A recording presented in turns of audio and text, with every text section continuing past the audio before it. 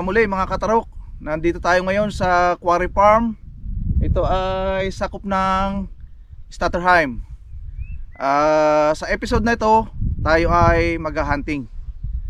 Hindi lang natin masabi kung anong species ang ating hahuntingin ngayon dahil first time namin dito sa farm na to. Ang sabi nung may-ari ng farm na uncle niya, meron daw ritong kudu,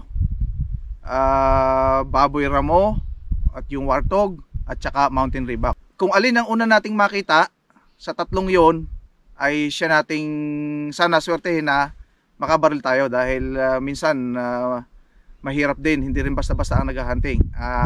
Okay, kasama natin ngayon Kwai. Siya yung kasama natin dati ng paghahunting last year. Siyempre, kasama natin Mampi. Guys, gamit natin ngayon, ang gamit ni Mkwai ay 3006. Itong gamit ko ay caliber 243, medium size.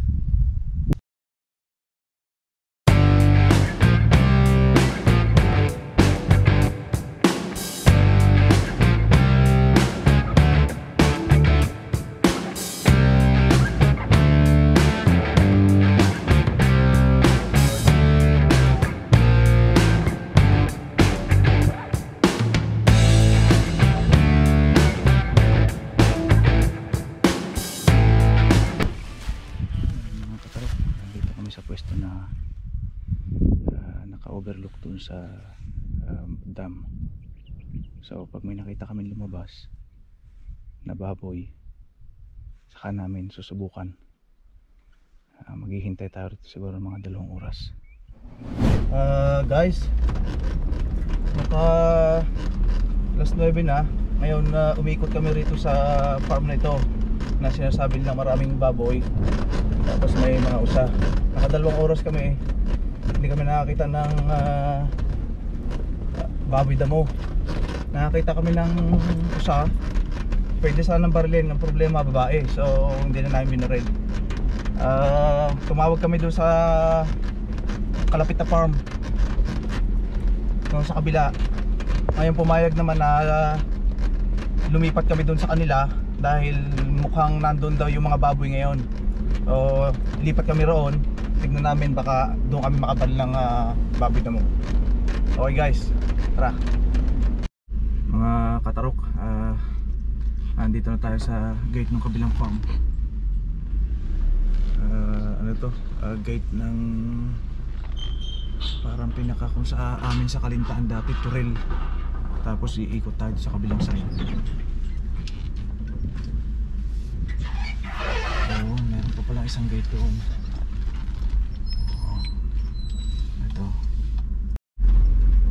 Ito guys, meron ditong tubig. Tawag nila rito dam, yung mga inuman ng baka. Sa atin yan parang kung sa amin yan sa Kalintaan, trampa. Ngayon malimit, nandyan yung mga pagkantong kainitan ng panahon. Nandyan yung mga baboy kasama ng mga baka. So sana meron.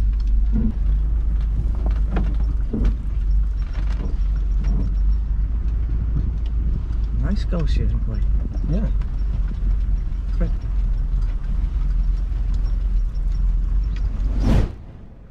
Guys, ito marami ritong bakas ng mga baboy damo. Ito parang bago lang. Problema, hindi namin inabot. Dami. Nandito sila kanina. Hindi lang namin inabot. Ibig sabihin nasa paligid sila. Mahuhuli natin tingin ko bago maghapon. So ang daming larang bakas rito. Ito lumiblib pa rito. Mayroon siyang libliban dito. Guys, 1:30 na ng hapon. At nakakita kami ng 3 baboy. Ito mo, problema, tumatakbo na nung makita namin, so hindi na namin pinutukan.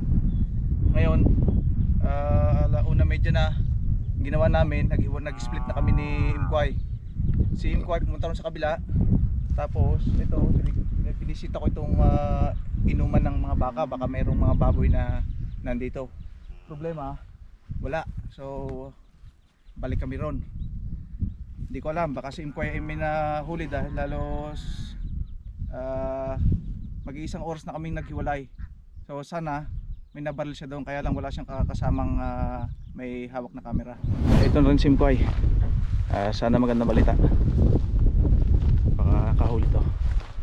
Imkoy! Did you get it? Yeah. Huh? Yeah. Was it a big one? Yeah. Hey! Sure? Yeah. Was it alone? Eh? Was it alone? Yeah. One only? Only. I'll say only one. You know, And where are these three that we saw? I You didn't don't know. find it. It's good that you get something, otherwise the whole day no chance for me to shoot. When I was young. Guys, may nabaril si Imkoy, malaki raw. So tara, puntahan natin. Tignan natin kung kayang ibaba itong bakeron. Kung hindi, malaking problema, bubuhatin. So pipick upin na natin yung nabaril ni Imkoy na baboy damo. Ngayon ang problema, medyo malayo-layo, tapos medyo magubat. Itong farm ay hindi masyadong alagang farm. Walang daan papunta rin sa ibaba. So pinipilit namin marating na sasakyan. Tingnan natin kung hanggang saan tayo makakarating.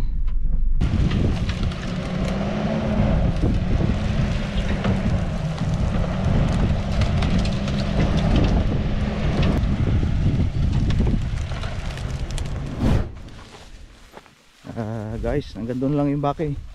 Hindi na namin naibaba rito. So magbubuhat kami ng siguro mga 100 metro mahigit. Packet pa naman. Bagay, malalaki itong dalawang to. Kayang-kaya nila yan. Okay guys, nandito na kami sa spot kung saan nabaril ni Imkoy yung baboy damo. Tingnan natin kung gaano kalaki. Where Imkoy? Oh, wow. It's quite big. Where were you when you shoot it? Oh, did you come from that side? Oh yeah. And then come back.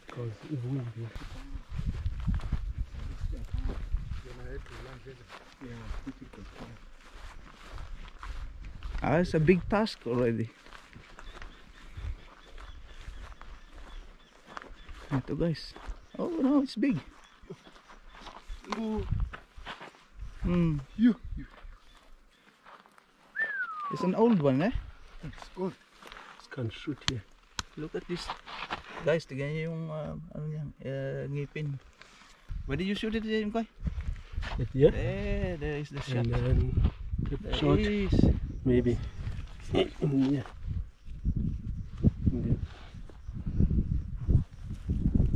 It's fat, Imkoy. Really? Yeah, it is fat. I'm sure it's going to be heavy as well.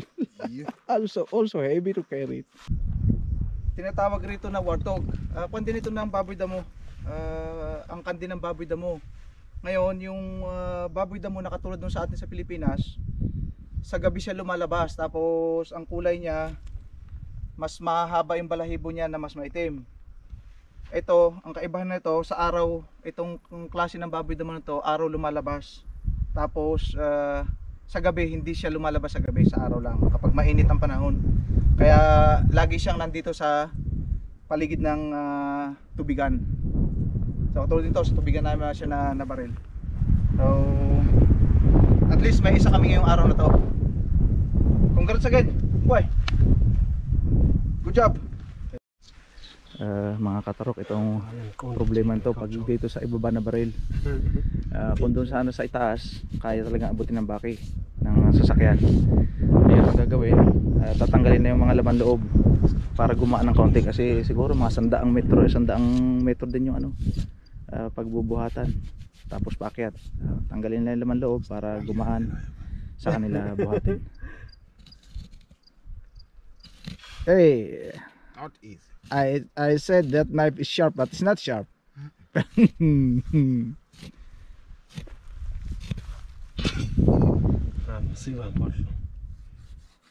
Kapal ng balat ng baboy nito guys.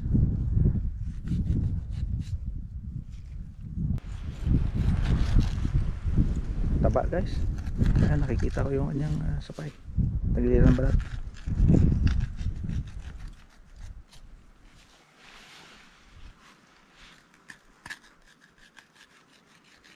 Okay guys, ito na yung pinaka malupit na parte rito, yung pagbubuhat. Ito si Mampi. Ano to? Expert ito. Oh, yo Mampi, you clouds gotta get very dirty. Bata pa ito guys si Mampi. Ito, malupit na ito sa pagbubuhat ng mga nababaril niya. Hey Mampi, you're the man. Ay Mampi. Yes, yes. Guys, tingnan si Mampi, oh. Ay Mampi. Guys, si Mampi, tingnan nyo kung ano kalakas yan. Binuhat yung isang babi damo.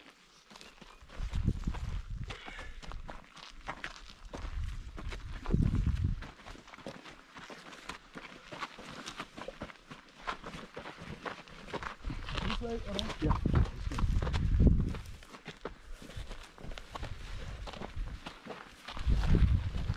How many kg? You think how many kg, Mampi? More than pushback. Oh, then it's about 50 to 60 more. Too much meat.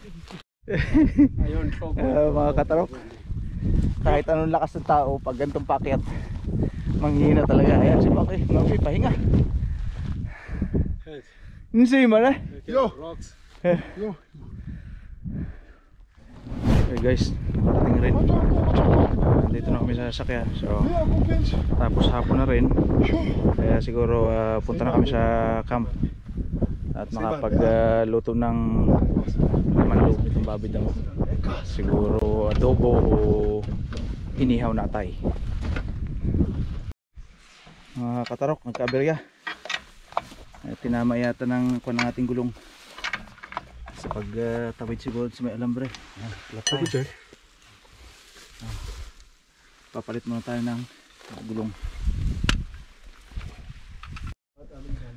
Okay guys, napalitan na yung gulong. Sana naman hindi magkaberya, kundi wala na tayong spare. Luma rin tong ating spare nito. Okay, tara.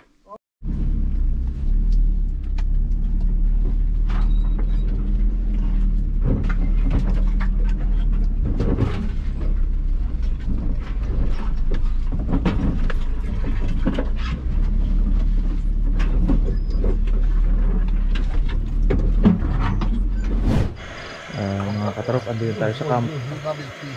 Lang medyo sumama ang panahon, medyo may ambon. Bagay, meron naman tayong itong gasibo. Tapos ito, magluluto tayo ng atay at saka itong laman loob ng baboy damong nabaril ni Kway. Habang hinihintay yung ginagayat, pakulo na ng kape para makapagkape. Guys, kape muna. Pakulo na yung tubig. Ma'am. Pwede ma'am, I'll cook it.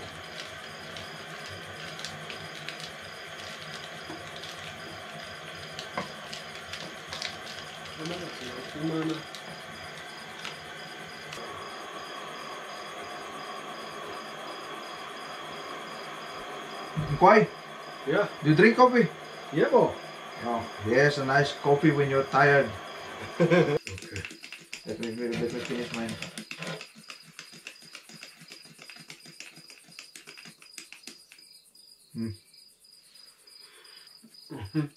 And some sugar.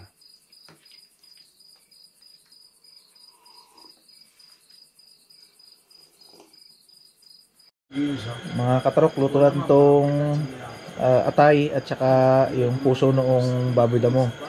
Ngayon, pinakuloan ko ito tapos tinapon ko yung sabaw. Ang luto natin ay yung kanilang luto. Simple lang.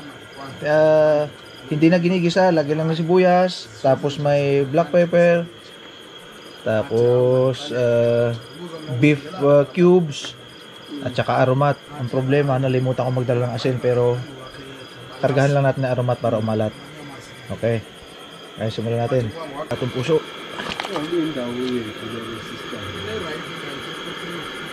Tapos pakuluan lang ng pakuluan yan hanggang sa lumapot. Lagay na rin natin yung ating sibuyas, sabay-sabay na yan.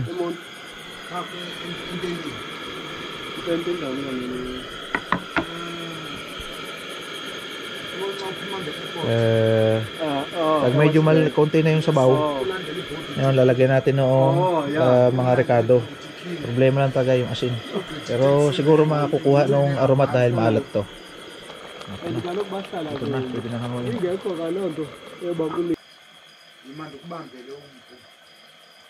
Ai, tifum, ilola, ini kumpundila kunchi. Nyangu kumpuzi zikamnake. Amba kwasho kwasapu. Tubano mbuso khombile wenje. Manje nobiya kwa nokudubula noba yazi na. Hey.